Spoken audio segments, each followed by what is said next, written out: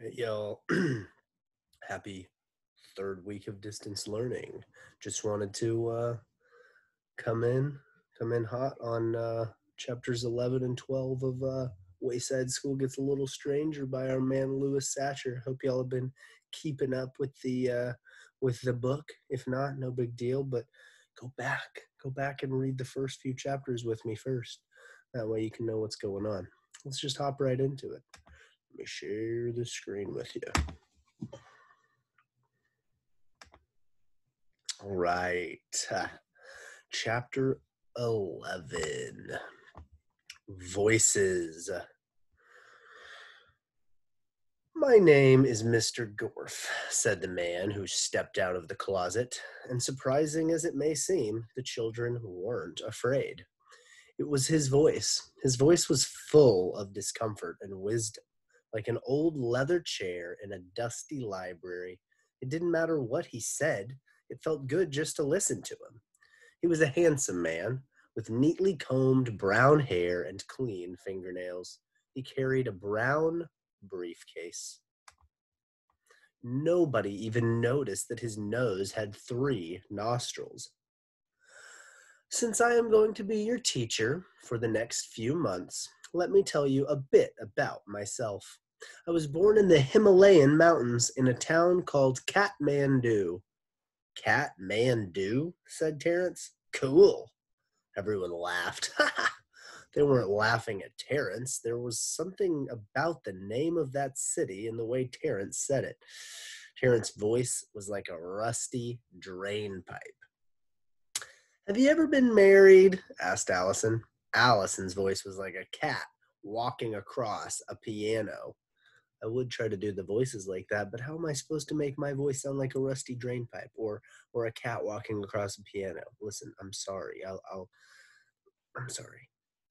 No, I'm a bachelor, said Mr. Gorf. Allison smiled, greatly relieved. Well, that's enough about me, said Mr. Gorf. How about some of you telling me about yourselves? My name is Mac, said Mac without raising his hand. Mac's voice was like a freight train. I built the biggest snowman you ever saw. Man, it was huge. I had to stand on a ladder to put the hat on his head. It was a stovepipe hat like Abraham Lincoln wore, but I don't know why they call it that. We have a microwave oven. Have you ever put a bag of marshmallows in a microwave oven? Man, it's like Mr. Gorf's nose flared.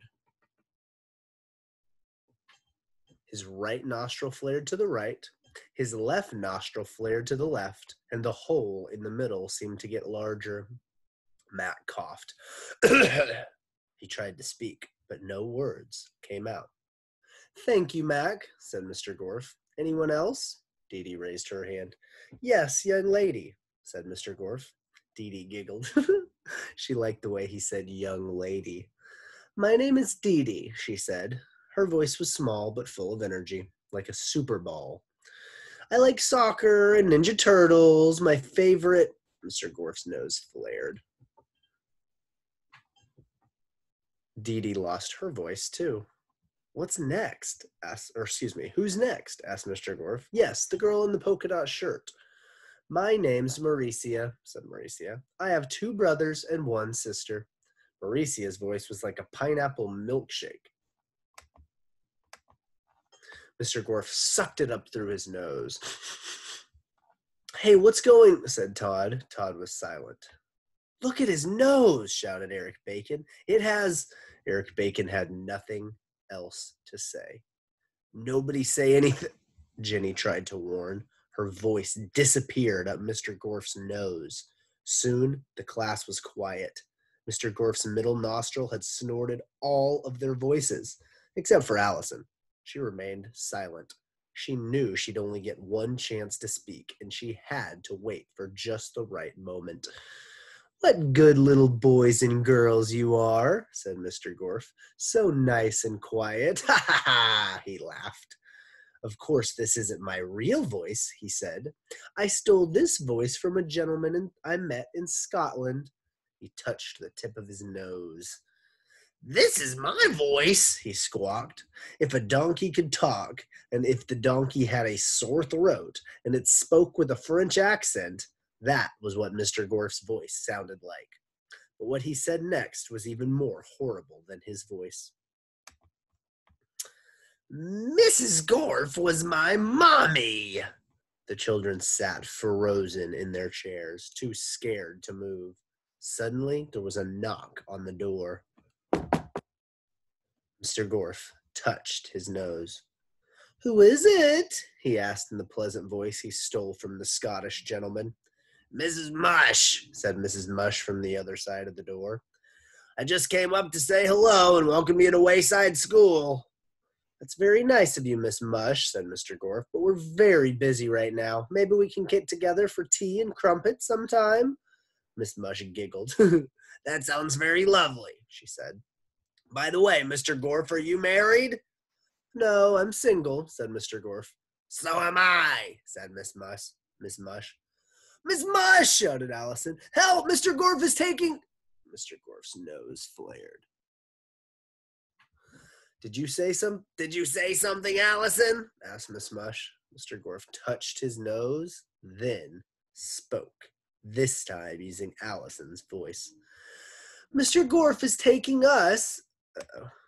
Mr. Gorf is taking us on a field trip next week, but he might need help. Do you want to come with us? Maybe, said Miss Mush. Thank you, Allison. Oh, don't thank me, said Allison's voice. Thank Mr. Gorf. He's the best teacher in the whole world. I'm glad, said Miss Mush. He sounds very charming. And so do you, said... Oh, sorry. And so do you, said Mr. Gorf, speaking like the gentleman from Scotland. He touched his nose. See you later, Miss Mush, said the voice of Eric Ovens. Take care, said Calvin's voice. Have a nice day, said Kathy's voice. Oh, boy. Yikes. Let's just hop right into chapter 12.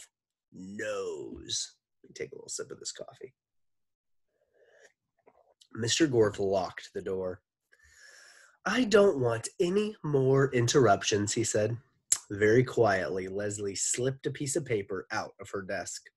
Then she felt around for a pencil. Mr. Gorf returned to the teacher's desk. He opened the top drawer and took out the class list. It had the names of all the children in the class, their parents' names, and their parents' home and work phone numbers. Let's play a game, he said, speaking in his own normal French donkey with a sore throat voice. The name of the game is Who Am I Now? Leslie found a pencil. She held the piece of paper on her lap where Mr. Gorf couldn't see it and wrote, Help, in big letters. She had to get it to Louis, the yard teacher. Mr. Gorf touched the tip of his nose. Who am I now? He asked. Or, who am I now? He asked. It was a girl's voice, soft and warm, with just a little bit of giggle in it. Everyone looked at Rondi. Rondi, said Mr. Gorf. He opened his briefcase and removed a portable phone. He dialed Rondi's home number. Hello, Mommy, Mr. Gorf said into the phone using Rondi's voice. No, nothing wrong. I just called to say I hate you. You're the worst mommy in the whole world. You're ugly and you smell bad. It's not fair. Out of all the mommies in the whole world, I got stuck with you. He hung up the phone. Rondi sat crying in her chair. Mr. Gorf touched his nose. Isn't this a good game? He asked, sounding very much like a sick French donkey. Rondi is crying, and at home, her mother is crying too, he laughed. Too bad you won't ever be able to tell her you're sorry, Rondi. Leslie carefully folded the piece of paper into a paper airplane. There was one open window next to Sherry's desk. Mr. Gorf touched his nose. Who am I now? He asked. Everyone tried not to look at Joe. Mr. Gorf called Joe's mother at work. Hello, Mommy, he said. I hate you and I wish you'd go away forever. Then maybe Daddy will marry somebody good this time. Leslie knew she'd only have one chance. It would take a perfect throw. She tossed the paper airplane toward the window. Mr. Gorf saw it. Hey, he shouted. The airplane sailed closer, closer, but then at the last second, it made a sudden turn, hit the wall, and landed on the floor. Mr. Gorf laughed. He picked up the airplane and unfolded it. Help, he sneered. No one can help you now. You took my mommy away from me, and I'm going to take your mommies away from you. He touched his nose. Who am I now? He asked. It was Leslie's voice. He started to dial her home phone number, but was interrupted by a knock on the door. Oh, Mr. Gorf, sang Miss Mush. Yes, said Mr. Gorf, still in Leslie's voice. He touched his nose and cleared his throat. I mean, yes. This time he sounded like, yes. He sounded like the donkey with tonsillitis. Tonsillitis. He touched his nose again. Yes, he asked again in the pleasant voice he took from the Scottish gentleman. It's me again, said Miss Mush. Miss Mush's voice was like two boots sloshing through the mud. I baked you a pie, Mr. Gorf, to welcome you to Wayside School. Mr. Gorf sighed. You are very kind, Miss Mush, he said, but we are all quite busy at the moment. Perhaps another... It's best to eat it while it's still warm, said Miss Mush. You probably don't get fresh pies very often, being a bachelor and all. I really hate to disturb the class, said Mr. Gorf. I'll tell you what. I'll just come outside a moment and you can hand it to me. He glared at the class, daring them to move. Then he opened the door. I hope you like pepper pie, said Miss Mush. She smashed it in his face. Mr. Gorf turned around. His face was covered with a thick pepper cream. He sneezed. Achoo! Calvin laughed. Hey, my voice is back, said Calvin. Wait a second. This isn't my voice. I sound like BB. Mr. Gorf sneezed again. Achoo! I can talk, shouted Jenny, but who am I? Mr. Gorf sneezed. You're Mauricia, said Jason. Jason sounded like the gentleman from Scotland. Mr. Gorf kept sneezing. Who might I be, sonny? Paul cackled. He sounded like somebody's grandmother. Todd barked. Achoo! Mr. Gorf sneezed so hard his nose flew off his face. He screamed like a donkey, then ran noseless out of the room. Oh, gross, said Jason. Now I sound like Allison. BB said something in Italian. Nobody panic, said... Let me do Miss Mush's voice. Nobody panic, said Miss Mush. Your voices are bouncing around, trying to find where they belong. It might take a while, but soon you'll be back to normal. How do you know? Asked Leslie, although she sounded like Paul. And how'd you know to smash a pepper pie in Mr. Gorf's face? I wasn't exactly sure, explained Miss Mush.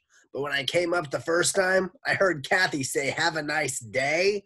So either Kathy had decided to be nice to me, or Mr. Gorf was a mean teacher who sucked children's voices up his nose.